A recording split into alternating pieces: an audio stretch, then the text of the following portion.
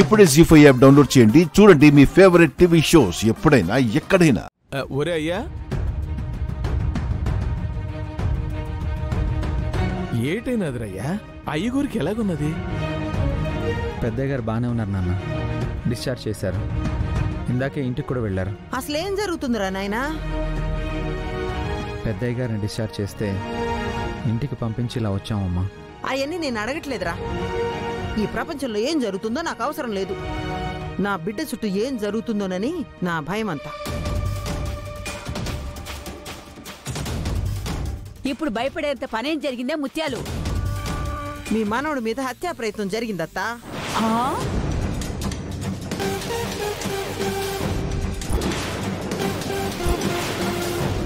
అక్కడేం జరగలేదు కదా ముత్యాలు, వదిలే. జరగకపోవడం ఏటయ్యా?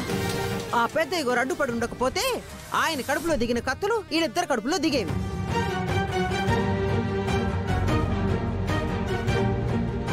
తమ్ముడు, నీకేం కాలేదు కదా? రూపా, నీకేం కాలేదు కదా?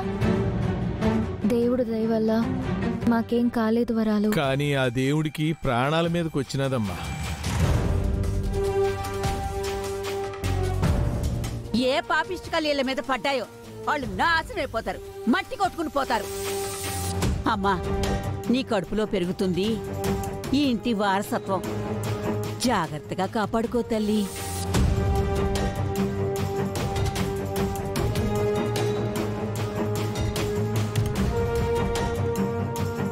నాయనా, మన చుట్టూ జరుగుతున్నది చూస్తా ఉంటే నాకు ఆ విరూపాక్షం మీద కూడా అనుమానం వస్తా ఉండదురా.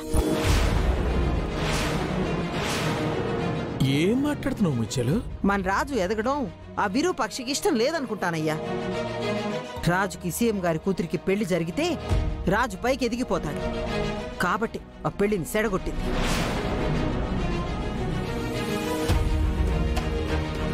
ఇంతకాలం మనది అనుకుంటున్న RR కంపెనీని ఇప్పుడు ఆ దుబాయ్ వాళ్లతో కుమ్ముక్కై కొనేసి మన కొడుకు కంటే పైన తన కూతుర్ని కూసోబెట్టి. ముత్యాలు, ఈ రోజు మనం గుడికి వెళ్తున్న విషయం ఆ విరూపాక్షికి ఎలా తెలిసింది? అంటే రాజు వేసే ప్రతి అడుగు తను తెలుసుకుంటుందనేగా. ఇవన్నీ చూస్తుంటే ఆ రౌండిల్ని పంపింది కూడా ఆ విరూపాక్షి అని నాకు అనుమానంగా ఉంది. నేను లేకపోవడం వల్లే పెళ్లి ఆపింది, కానీ నేనుండుంటే నా తడక చూపించుండేవాడిని.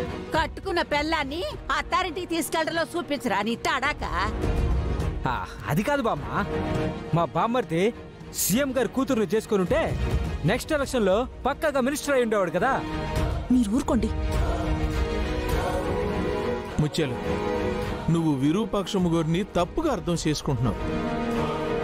మనం గంజి తాగే రోజుల్లో అమ్మగోరు బెంజి కారులో తిరిగేవారు. అమ్మగోరి టైము అడ్డంగా తిరిగేలాగా అయిపోయారు గాని అమ్మగోరు ఎప్పుడూ ఎవరిని తక్కువ చెయ్యరు. అసలు 100 రూపాయల కోసం పోపుల డబ్బాలో ఎత్తుక్కునే మనం, ఒక పూట తింటూ ఇంకో పూట గురించి ఆలోచించే మనం, ఆటోలో కూడా తిరగలేని ఆర్థిక స్థితిలో ఉన్న మనం రెండేళ్లలో కోటీశ్వరులం అయిపోయాం.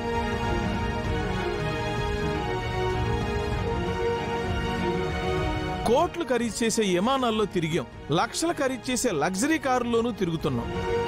అంటే దీని అంతటికీ కారణం ఎవరో నీకు అర్థం కాలేదా?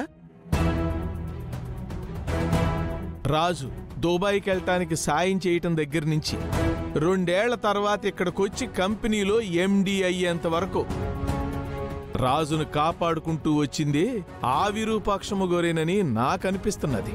అవునమ్మా, నాకు మొన్న మా బాస్ చెప్పేంత వరకు నాకు తెలీదు. మా బాస్కే బాస్ అంటమ్మా విరూపాక్షమ్మ గారు.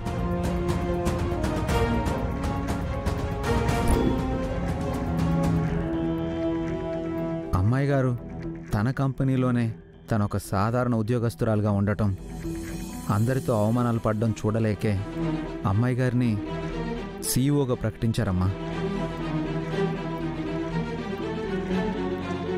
అయినా MD పోస్ట్ నాకే ఉంది కదమ్మా. అందులో విరూపాక్షమ్మ గారు చేసిన పొరపాటేంటమ్మా? ఈరోజు గుళ్ళో కూడా ఆ విరూపాక్షమ్మ గారు ఉండబట్టే పిల్లలు బతికి బయటపడ్డారు. నువ్వెన్నైనా చెప్పయ్యా, ఈ అమ్మి ఎప్పటికీ నా కోటలు కాలేదు. ఆ రోజు వాళ్ళ నాన్ననకాల వెళ్ళి నిల్చున్నప్పుడే నా మనసులో స్థానం కోల్పోయింది. ఇప్పుడు తన ఇంట్లో ఉండనిస్తుంది తన కడుపులో పెరుగుతున్న మన వంశోద్ధారకుడి కోసం మాత్రమే.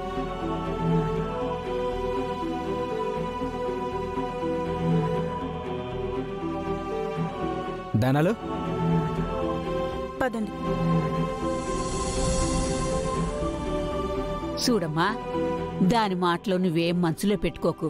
ఈ సమయంలో నువ్వు ఎంత సంతోషంగా ఉంటే నీ కడుపులో ఉన్న బిడ్డ అంత ఆరోగ్యంగా ఉంటాడు. మా ఆయన్ని బాధ పెట్టకమ్మా.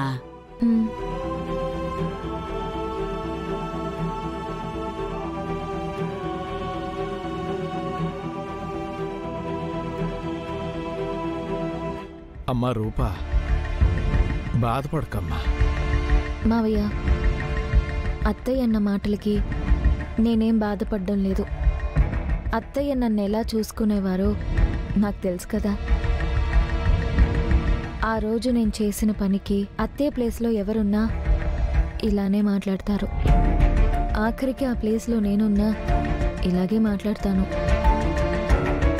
అత్తయ్య మనసులో స్థానం సంపాదించుకునేంత వరకు ఎన్నన్నా వినడానికి నాకేం ఇబ్బంది లేదు. మీరేం బాధపడకండి. అలాగేనమ్మా. ముత్యాలు మనిషి మంచిదేనమ్మా, ఏదో మొండితనం అంతే. పర్లేదు మావయ్య, నేను అర్థం చేసుకోగలను. అమ్మా, మీరెళ్ళి ఫ్రెష్ అప్ అయ్యి కూర్చొని తెంగిలి పడండి. వెళ్ళండి. ఒరే అయ్యా, విరూపాక్షమ్మ గారు చెప్పడం మర్చిపోయాం మావయ్య. అమ్మ ఇప్పుడు నాన్న దగ్గర ఉంది. ఏటంటున్నారమ్మా?